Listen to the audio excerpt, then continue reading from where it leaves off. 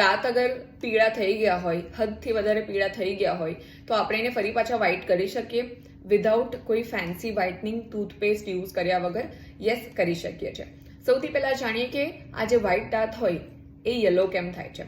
જ્યારે આપણે નાના હતા ત્યારે દાંત વ્હાઇટ હતા, પણ જેમ જેમ આપણી એજ ફેક્ટર વધતી હોય, આપણે ફૂડ એક્યુમ્યુલેટ કરતા હોઈએ છીએ, ફૂડ ખાતા હોઈએ છીએ, ડ્રિંક્સ લેતા હોઈએ છીએ, જેના નાના નાના પાર્ટિકલ્સ આપણો જે દાંત છે એમાં એક્યુમ્યુલેટ થતું હોય, જેના લીધે જે વ્હાઇટ ટીથ હોય એ યલો થઈ જાય છે. આપણું જે ટીથ હોય એ જનરલી આપણને જે દેખાય છે એના કરતાં મોટો હોય છે. જે આપણને દેખાય છે એ ઇનેમલ હોય છે, એનો બાકીનો ભાગ જોના અંદર સિચ્યુએટેડ હોય છે.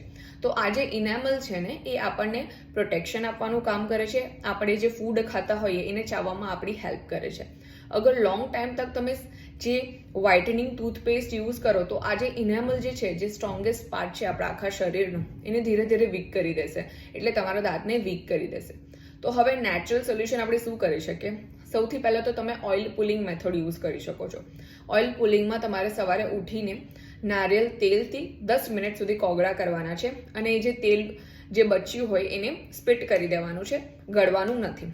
એનાથી મોણાના જે બધા બેક્ટેરિયાઝ છે એ જતા રહેશે, ટીથ પણ વ્હાઇટ થશે અને તમારી ઓરલ હેલ્થને ઘણું ઇમ્પ્રૂવ કરશે. બેડ બ્રેથ હોય તો એમાં પણ હેલ્પ કરશે. સેકન્ડ, અગર તમે જોવા જાઓ તો હોમિયોપેથિક બાયોકેમિક મેડિસિન્સ કેલ્કેડિયા ફ્લોર તમે યુઝ કરી શકો છો. આની 10 થી 15 ગોળીને લઈને ક્રશ કરી દેવાની છે.